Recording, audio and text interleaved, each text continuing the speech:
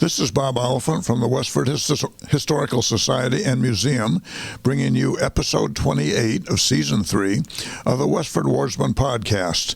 The Westford Wardsman newspaper was part of Turner's Public Spirit, a weekly newspaper in Ayer a century ago. In this episode, we'll be reading the Wardsman for the week ending Saturday, July 9th, 1910, and I'll elaborate on what was happening in Westford that week. The week starts with the Westford Center section. Mrs. Elihu Smead, S-M-E-A-D, of Los Angeles, California, has been visiting Mrs. Hiram Whitney. Mrs. Smead is well known and lovingly remembered by many of the older generation. She was Miss Gary Ophelia Wright.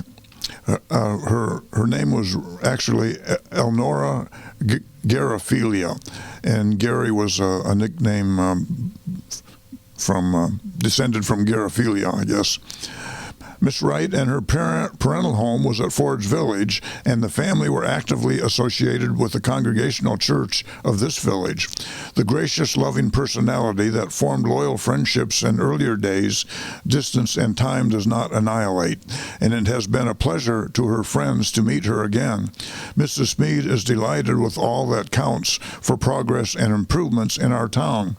The Wardsman is a welcome visitor each week in her California home. I find several mentions of people living outside of Westford who subscribed to the Wardsman, which was part of Turner's Public Spirit, and we look forward to reading it every week. The Donald M. Camerons are spending the month of July at Mattapoisett. Miss Catherine Jenks and her little niece, Catherine Cooper, of Presque Isle, Maine, have been visiting at the parsonage. Mrs. Etta Garvin Lewis is visiting her aunt, Mrs. Abby G. Wright. This is the first time in nearly 10 years that Mrs. Lewis has been to Westford, she having been for that length of time with Mr. Lewis in Cuba, where they have been interested in fruit growing. They have been located about 100 miles from Havana, and while glad to be back in New England, Mrs. Lewis finds much to commend in Cuba, its climate and its people. Miss Etta Gill, who has been spending some time with her sister, Mrs. J. Herbert Fletcher, returned this week to her home in Ludlow, Vermont. Clifford Bridgeford is spending his vacation at the Coolidge farm with his uncle, Ralph Bridgeford.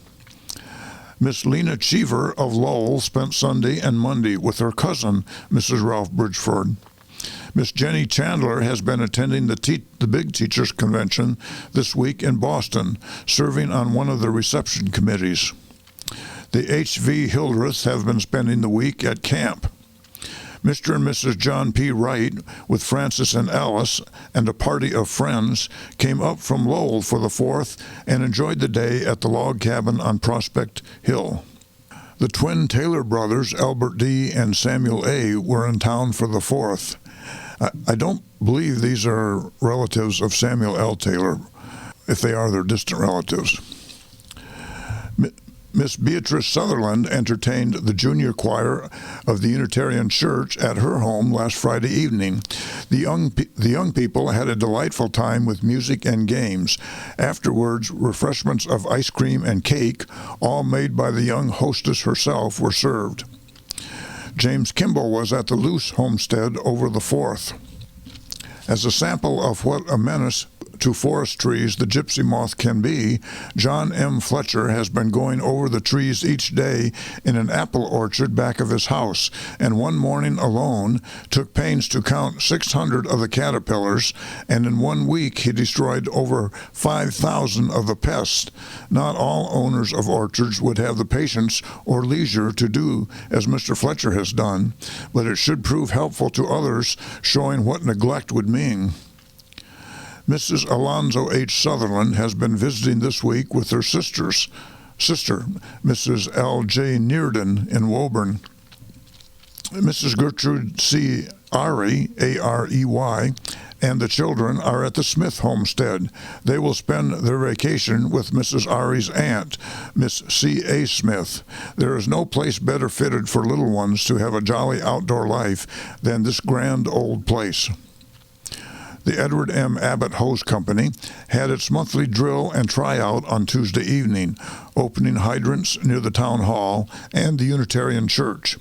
The men used the water to good purposes in wetting down quite a stretch of the freshly graveled Main Street, which the dry weather has made particularly uncomfortable. A group of ladies enjoyed a day's outing at Nantasket Beach on Thursday. In the party were Mrs. W. L. Woods, Mrs. John Feeney, Mrs. Lizzie A. Hamlin, and Mrs. Mary Moran, Gertrude, and Evelyn Hamlin.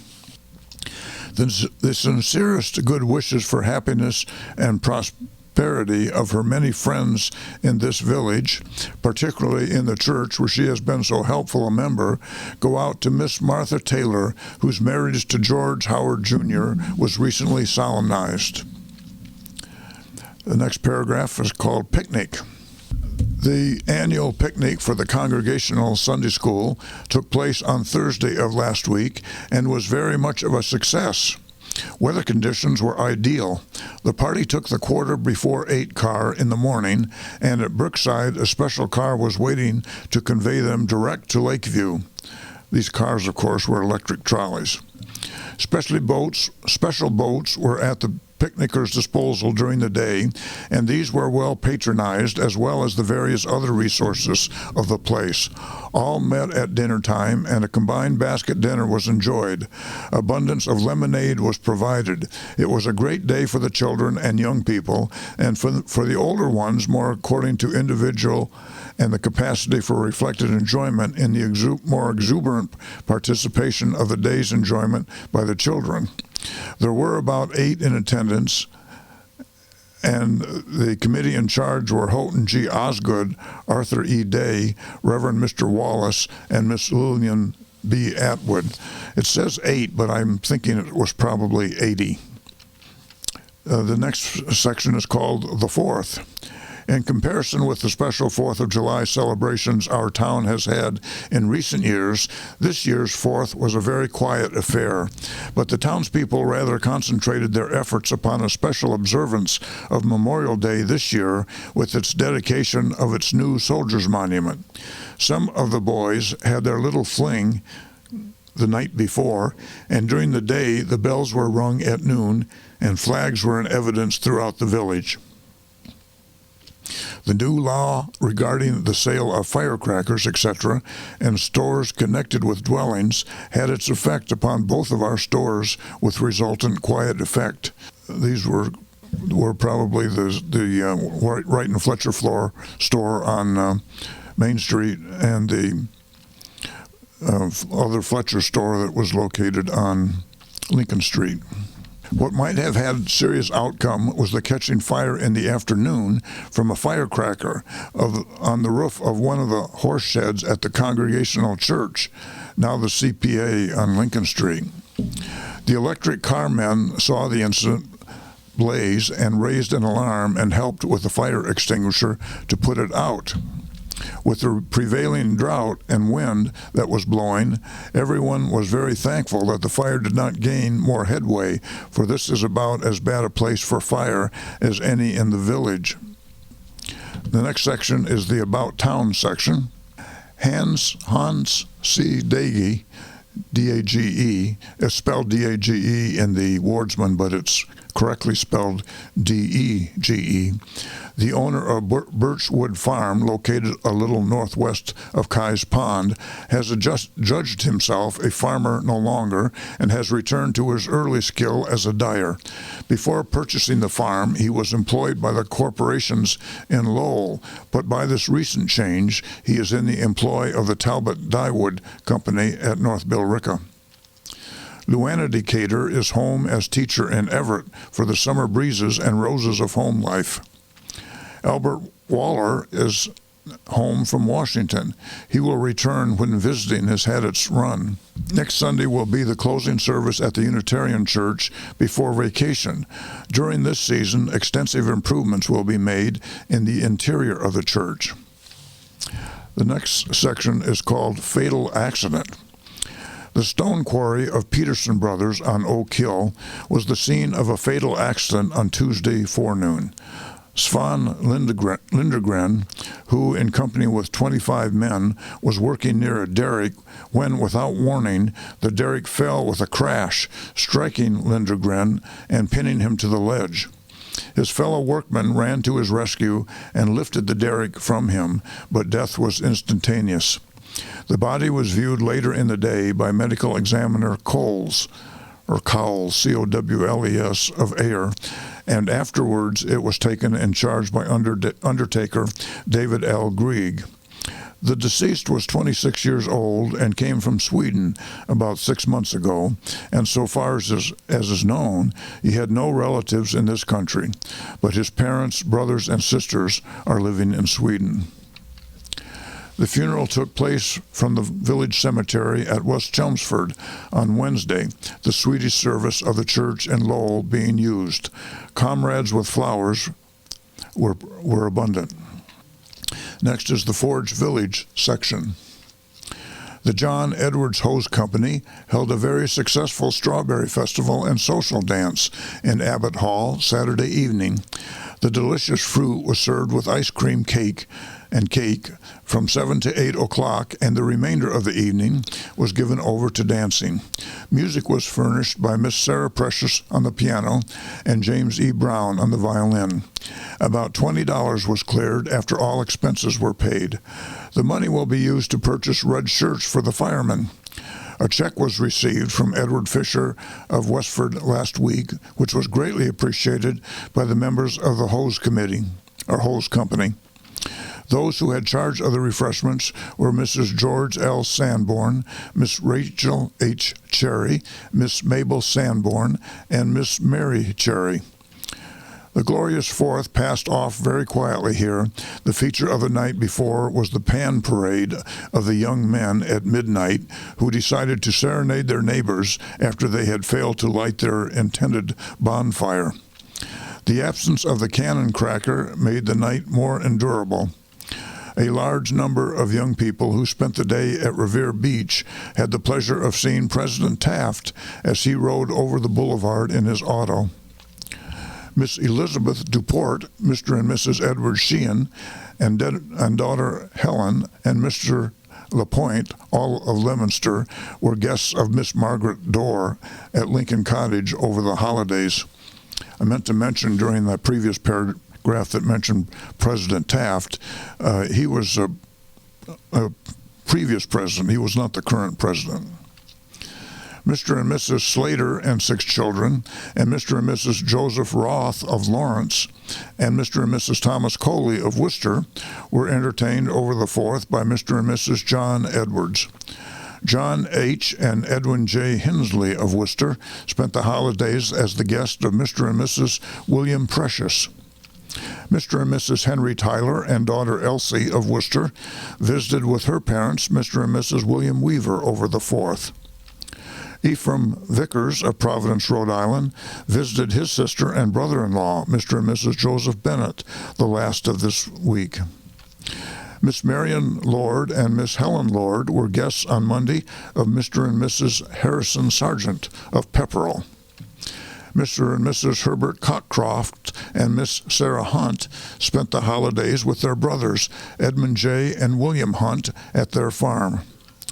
Joseph James, Timothy, and Frances Sullivan of Nashua, New Hampshire, and Miss Abby M. Blaisdell of Wamasett were among the large number Mr. and Mrs. James Wilson entertained over the 4th. Miss Bessie Raines and party of teachers from Chelmsford Center spent last week at the cottage of Mrs. Good at Forge Pond. Mr. and Mrs. George Rigby of North Chelmsford and 2 sisters of Mr. Rigby, who are visiting this country from England, are enjoying camping life this week at Mr. Lowther's cottage. Mr. and Mrs. Fred Ouellette and son of Lowell are occupying their cottage at the pond for the rest of the season. Reverend Mr. Gray of Nevada conducted the services at St. Andrew's Mission last week and preached a very interesting sermon. It is understood that Mr. Gray will be the officiating minister for St. Andrew's Parish until a permanent vicar has been appointed. Services will be held at the chapel at 4:30, Sundays until further notice. Fletcher Morton of Bridgeport, Connecticut, is visiting his brother and sister-in-law, Mr. and Mrs. Fenimore Morton, for a few weeks. Mr. Morton was a former resident. Miss Edith P. Precious was entertained over the holidays by Mr. and Mrs. Michael Keefe of Townsend Harbor. Next, we come to the Graniteville section. The funeral of Ferdinand Perrin took place from the home of Mr. and Mrs. Hyacinth Leduc of this village at 8:30 o'clock Saturday morning.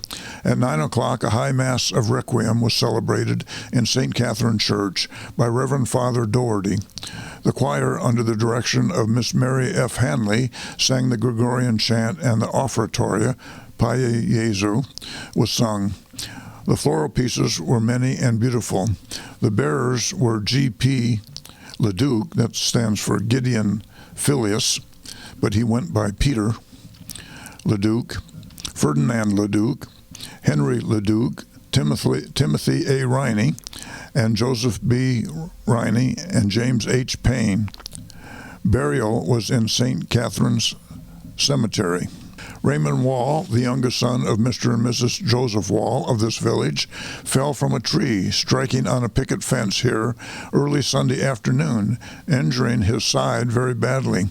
Dr. Sherman was called when it was found necessary to take 5 stitches in the wound. Raymond, who was a little fellow of 9 years, stood the ordeal bravely. The wound, though painful, is not considered as dangerous, but the patient had to lie quiet for a couple of days. It's probably tough for a 9-year-old. The Ledwith-Hamlin foot race that was to have been run off here last Saturday failed to materialize as Hamlin did not show up. At both masses that were celebrated in St. Catherine's Church on last Sunday, Reverend Father Doherty announced that on Sunday, July 10th, at 8:45 o'clock Mass, the singing would be furnished by members of the Cathedral Choir of Boston, who are now camping at one of the ponds in this vicinity. Mr. and Mrs. William Gilson of New York City are visiting relatives in this village for a few days. W. Carroll Furbush of the battleship USS Nebraska is visiting at the home of his parents, Mr. and Mrs. Frank L. Furbush, in this village. Miss Eva Hughes of this village and John Hall of Tingsboro were quietly married in Nashua on Saturday, July 2nd. Mr. Hall, who is employed by the C.G. Sargent Machine Shop here, is now passing out cigars. There will be no ball game on the home grounds on Saturday, as the local club will play in West Chelmsford. Mr. and Mrs. William Espy of West Fitchburg have been visiting at the home of Mr. and Mrs. Joseph Wall of this village. Mr. and Mrs. John B. Carmichael have returned home from their vacation, which was spent at Nahant and the surrounding beaches. Mr. and Mrs. Charles Bonner and little son of Fitchburg spent the 4th as the guest of Mr. and Mrs. William Robinson of this village. That's the news in Westford for the week ending July 9th, 1910. Thank you for listening, and thanks to Ryan Cousins of Westford Cat for providing technical support. You can find transcriptions and podcasts from the Wardsman at our website at museum.westford.org, or visit the Historical Society's Facebook page for more Westford news from a century ago. This is Bob Oliphant, and I hope you will join us for next week's Westford Wardsman podcast. Thank you.